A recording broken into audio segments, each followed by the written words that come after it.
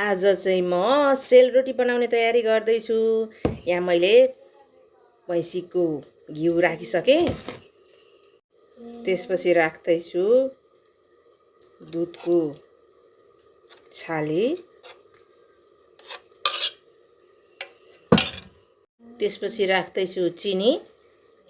चिनी चाहिँ अलिक गुलियो बनाएर हाल्ने, अनि मात्र रोटी मिठो हुन्छ।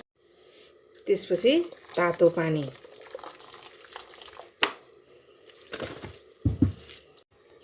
अनि पिठोलाई मजाले माड्ने। यो पिठोलाई अब 4-5 घन्टा राख्ने। पकाउनलाई मैले ताई पनि रेडी गरेर तेल हालिसकेँ। तात्यो है। ये अर्को ल्याउनु नगराउनु न। रोटी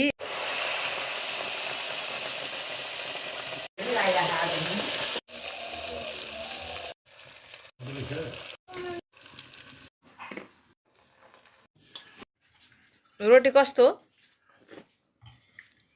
मिठो। 4वटामा 3टा खाएँ, एउटा पिस बाँकी छ। हजुर रोटी खाँदै हुनुहुन्छ?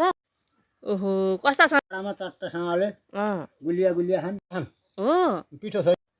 कस्ता छन् हजुर? तिमीले पकाएका यहाँ हातमा पिठै लागिरहेछ। हजुर एउटा खान्थे।